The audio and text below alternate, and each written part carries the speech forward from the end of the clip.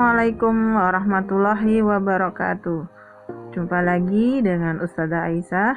Kita akan belajar tema 4, kewajiban dan hakku. Subtema 1, kewajiban dan hakku di rumah. Baik anak-anak, kita mulai. Awali dengan membaca Bismillahirrahmanirrahim. Di pembelajaran 2 dan 4 ini, kita akan belajar tentang bersyukur memiliki pakaian. Yang kedua, istirahat siang dan manfaatnya. Ketiga, kewajiban dan hak terhadap makanan. Nah, baik anak-anak, perhatikan penjelasan Ustazah berikut ini. Apa yang kalian lihat pada gambar di bawah ini? Bagaimana jika kamu menghadapi situasi itu?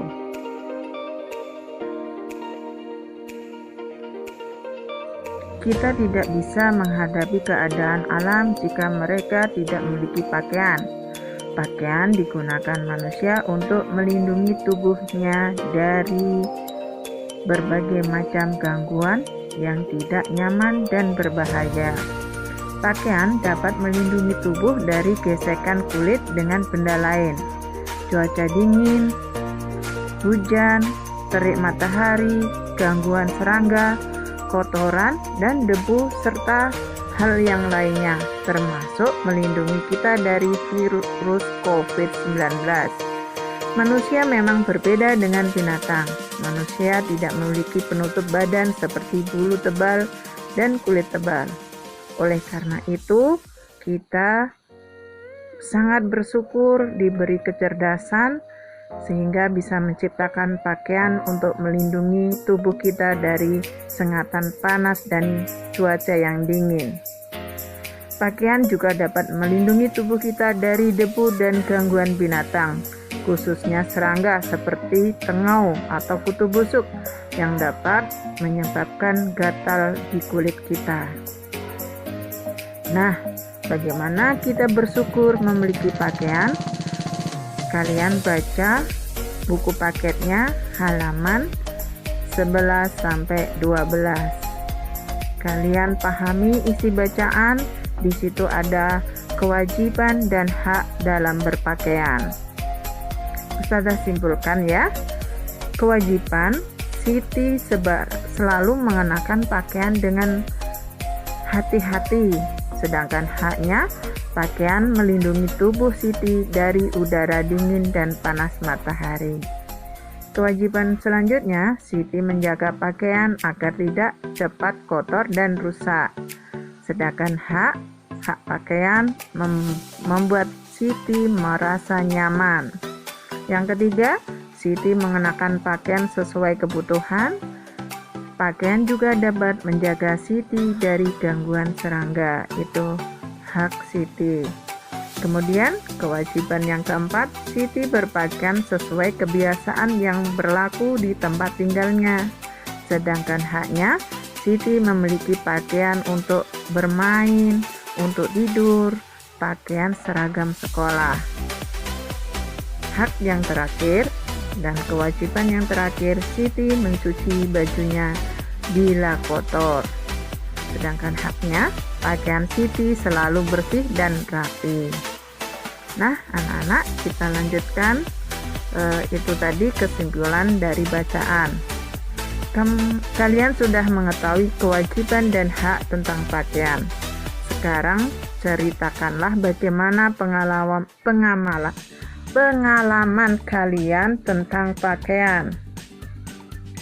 Kita harus bersyukur kepada Allah atas pakaian yang kita peroleh dari orang tua kita, sehingga kita harus merawat dengan cara dicuci jika sudah kotor. Kita juga harus mengenakan pakaian dengan hati-hati. Pakaian harus dijaga agar tidak cepat rusak. Dengan pakaian yang terawat, maka kita akan terlindung dari hawa dingin. Pakaian juga dapat melindungi tubuh dari serangga. Pakaian yang bersih membuat tubuh kita nyaman. Istirahat siang. Siti wajib membantu ibu di rumah. Usai makan siang, Siti mengangkat pakaian dari jemuran. Usai membantu ibu, Siti beristirahat. Beristirahat adalah hak setiap orang. Jadi, Siti menggunakan haknya di siang hari untuk istirahat. Ada banyak cara istirahat. Beristirahat bisa dengan cara tidur atau bersantai. Bisa juga dengan cara menyegarkan diri. Tujuannya adalah membuat tubuh tenang. Siti beristirahat dengan tidur. Tidur di siang hari dapat menghilangkan rasa yang penat. Ustazah simpulkan manfaat istirahat tidur siang. Yang pertama, menghilangkan rasa lelah, menyehatkan badan, tubuh segar dan bersemangat, pikiran tenang, tidak mudah mengantuk. Tugas kalian, tulis, ceritakan, kalian gunakan untuk apa saja pada saat istirahat siang. Kalian kirim tugasnya ke ustazah masing-masing. Setiap anak memiliki hak beristirahat di rumah. Salah satu cara istirahat adalah dengan tidur di siang hari. Apa saja kewajibanmu berkaitan dengan tidur siang ini? Yang pertama, membaca doa sebelum dan sesudah tidur.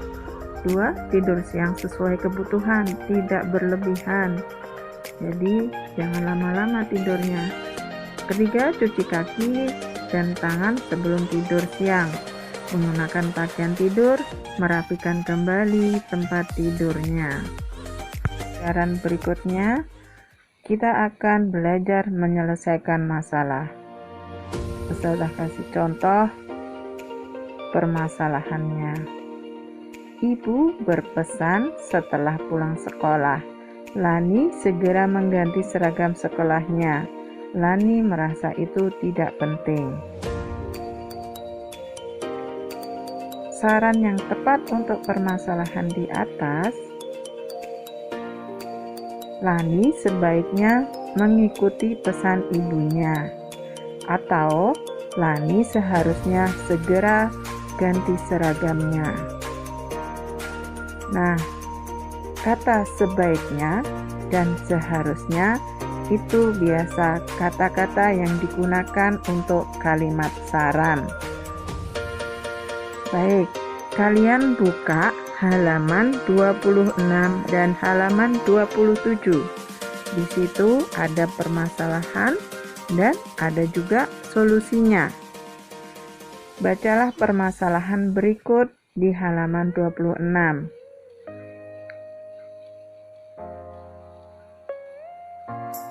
Setelah kalian baca, kalian cari jawabannya yang ada di halaman 27. Kalian tulis jawabannya dari permasalahan tersebut. Kita lanjutkan kewajiban dan hak terhadap makanan. Kenapa ada kata kewajiban? Kemudian ada hak terhadap makanan. Kewajiban itu merupakan yang harus kita lakukan, sedangkan hak sesuatu yang harus kita terima. Anak-anak, kalian harus tahu bahwa makanan adalah zat yang terpenting yang digunakan untuk tubuh kita. Kemudian makanan adalah sumber energi bagi tubuh kita. Kemudian makanan adalah gunanya untuk aktivitas kita. Ini kita memerlukan makanan yang bergizi untuk kita gunakan beraktivitas. Terhadap makanan, yang pertama adalah kita harus bersyukur atas semua makanan yang ada. Jangan sampai kita kufur nikmat, karena Allah telah memberikan banyak sekali makanan yang terhidangkan di meja makan kalian. Kita harus bersyukur karena masih banyak orang yang masih kekurangan makanan. Kemudian makan makanan yang sudah disediakan. Jadi kalian makan apa yang sudah orang tua sediakan, karena harapannya dengan makanan yang sudah disediakan, kalian tidak mensia-siakan dan tidak boros, kemudian mubadir. Kewajiban terhadap makanan yaitu membaca doa sebelum dan sesudah makan. Kalian sudah diajarkan bagaimana doa sebelum dan sesudah makan. Jangan lupa untuk selalu berdoa ketika kalian makan dan sesudah makan. Selanjutnya, mengambil makanan secukupnya. Jadi jangan terlalu banyak dan jangan terlalu sedikit, secukupnya. Jika kalian lapar, makanlah dan berhentilah saat kalian sudah kenyang. Jangan sampai kalian kekenyangan. Berikutnya adalah menghabiskan makanan. Jadi, kalau sudah dihidangkan makanan dari bunda, segera dihabiskan. Dan saat makan, jangan lupa gunakan adab-adab saat makan. Misalkan, makan dengan duduk, makan tidak sambil bicara. Selesaikan makanan dengan makan yang sopan. Nah, Ustazah lanjutkan hak terhadap makanan. Hak apa saja yang kita terima dari makanan? Dapat makanan sehat dan bersih. Kemudian memilih makanan yang sehat. Mendapat sarapan pagi sebelum ke sekolah, atau sarapan pagi dulu sebelum kalian belajar daring ya. Mendapat air minum yang bersih dan sehat, mendapat makan siang yang sehat dan bersih pula. Nah, demikian penjelasan Ustazah. Mudah-mudahan kalian bisa memahaminya. Akhirul kalam, wassalamualaikum warahmatullahi wabarakatuh.